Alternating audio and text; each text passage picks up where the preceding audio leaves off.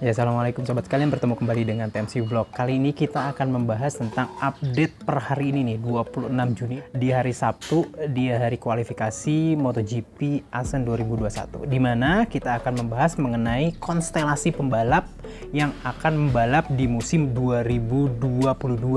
Boleh dibilang pada dasarnya secara umum pembalap yang menjadi pembalap reguler di musim 2022 nanti akan terdiri dari 24 pembalap dan terbagi menjadi 12 tim. Jadi pada dasarnya setiap tim itu memiliki paling tidak 2 pembalap.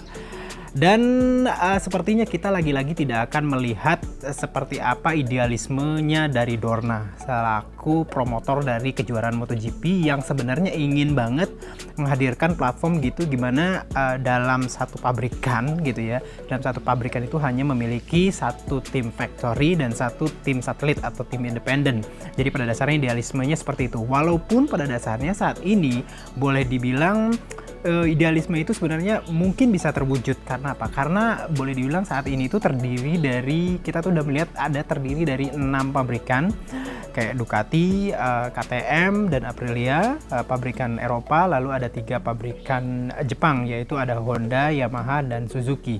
Jadi pada dasarnya 6 pabrikan ini ideal banget untuk menghadirkan 24 line up pembalap reguler MotoGP yang terdiri dari 2 pembalap factory dan 2 pembalap satelit. Namun 2022 nanti sepertinya masih jauh arang dari api gitu, boleh dibilang seperti itu. Kenapa? Karena kalau kita lihat ternyata ada sekitar dua factory atau 2 pabrikan yang bahkan belum memiliki tim satelit gitu ya, seperti kayak Aprilia dan juga Suzuki. Sementara pabrikan seperti kayak Ducati itu bahkan heboh banget bisa memiliki 3 pabrikan atau 3 tim yang berstatus satelit gitu ya, dan plus 1 tim yang memiliki status sebagai tim factory, yaitu Lenovo Ducati.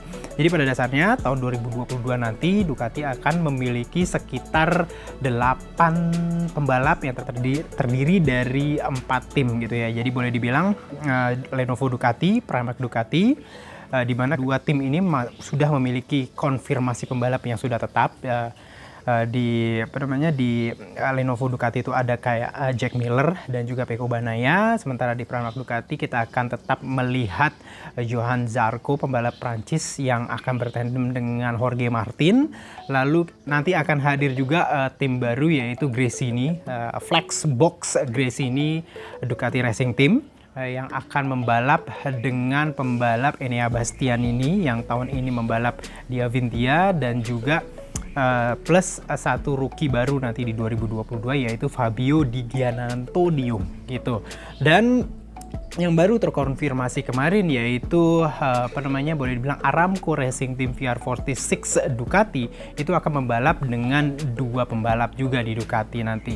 Untuk sementara hari ini belum ada konfirmasi mengenai pembalap dari Aramco Racing Team VR46, namun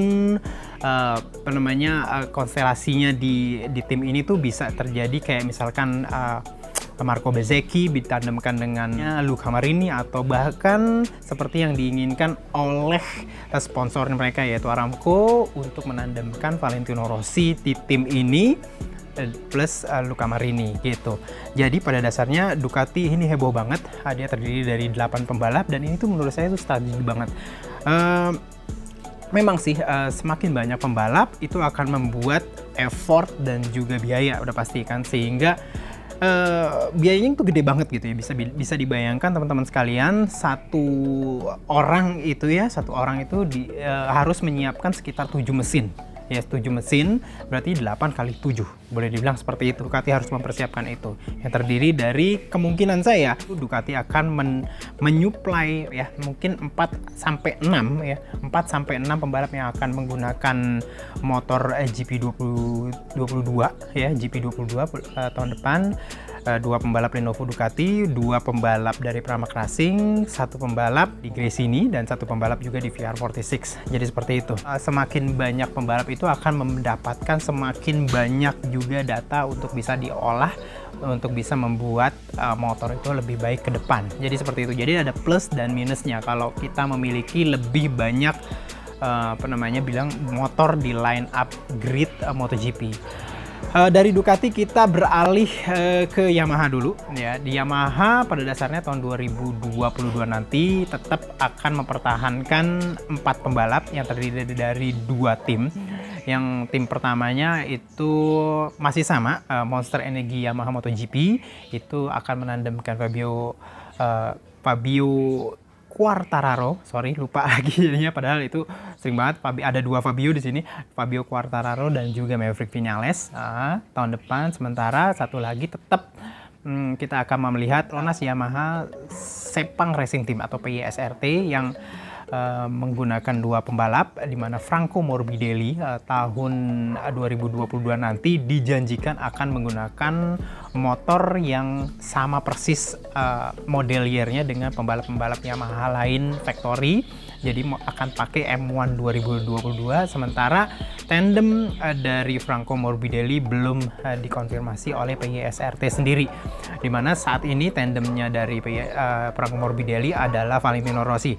Valentino Rossi sendiri dalam press conference kemarin itu menghadirkan informasi bahwa akan sulit, dia melihat bahwa semenjak awal musim 2021 dia sulit untuk hadir di depan, sehingga boleh dibilang ia akan sulit untuk bisa dia memperkirakan akan sulit untuk bisa berkompetisi di 2022 nanti.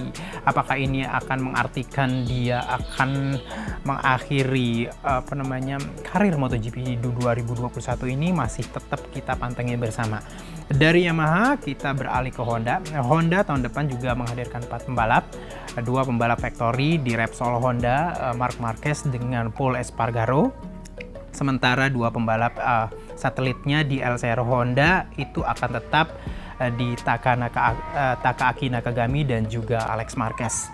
Dari Honda kita beralih kemana dulu nih, ke KTM. Nah, KTM ini juga cukup menarik, ada sedikit dinamika di sini. Sementara di KTM Factory-nya, yaitu di Red Bull KTM Factory Racing, itu tetap menghadirkan Brad Binder yang ditandemkan dengan pembalap yang boleh bilang sangat kuat sampai seri ke-9 MotoGP 2021, yaitu pembalap dari Portugal, yaitu Miguel Oliveira. Sementara di tim satelitnya, yaitu Tech3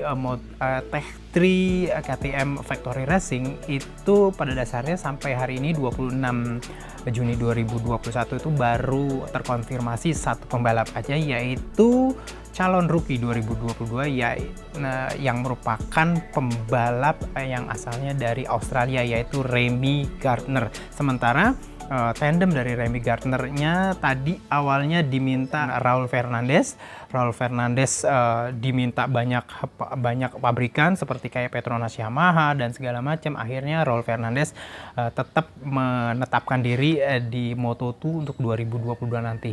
Tandem dari Remy Gardner di KTM Tech3 Factory Racing itu belum ada. Kemungkinan Tech3 akan memilih antara 2 pembalap yang sudah ada sekarang, yaitu Danilo Petrucci dan Iker Lecuona. Oke, dari KTM kita beralih ke Suzuki. Suzuki juga merupakan salah satu pabrikan yang hanya menggunakan 1 tim di 2022 nanti, yaitu Suzuki X-Star. Masih tetap sama, pembalapnya juga masih akan tetap sama, diperkirakan masih tetap Joan Mir dan juga Alex Rins. Dari Suzuki kita beralih ke yang terakhir, yaitu Aprilia. Ya, Aprilia ini cukup menarik juga. Tahun depan mereka juga akan tetap menggunakan 1 tim, yaitu Aprilia Racing Team. Tidak akan bergabung dengan Gresini Racing. Pembalapnya baru 1 yang terkonfirmasi, yaitu Alex Espargaro. Sementara tandem dari Alex Espargaro diperkirakan baru akan dirilis oleh Aprilia itu sekitar bulan Juli ini. Nah, ini pilihannya banyak banget, dan salah satu pilihan tertinggi yang diharapkan Aprilia untuk bisa menjadi tandem dari Alex Espargaro adalah mantan pembalap Ducati yang saat ini menjadi test ridernya Aprilia, yaitu Andrea Dovizioso. Namun kayaknya tarik ulur, entah apa yang dibicarakan, apakah itu soal gaji ataukah ataukah support yang diperoleh oleh Andrea Dovizioso lain, atau alasan-alasan yang kita nggak tahu. Namun kayaknya memang negosiasi ini cukup berlangsung alot sampai saat ini, sehingga Aprilia bahkan sedikit mengultimatum, pokoknya jadi nggak jadi dengan Andrea Dovizioso, mereka akan tetap merilis line up pembalap 2022 di Juli, mungkin di sekitaran summer break yang akan kita hadapi nanti. Calon pembalap yang kemungkinan akan menjadi backup dari Andrea Dovizioso untuk bertandem dengan Alex Espargaro itu banyak banget, dan salah satunya adalah Joe Roberts, pembalap Amerika yang saat ini membalap di Moto2. Jadi itu sobat sekalian, jadi pada dasarnya ada 5 slot per hari ini 26 Juni 2021 pembalap MotoGP 2022 nanti. Nah, kita akan lihat. Saya perkirakan dalam bulan-bulan ke depan 5 slot kosong ini sudah mulai terkonfirmasi positif, sehingga nggak sampai akhir musim 2021 ini kita akan memperoleh definitif 24 nama pembalap line up MotoGP 2022. Itu aja yang bisa saya sampaikan hari ini, mudah-mudahan bermanfaat. Assalamualaikum warahmatullahi wabarakatuh.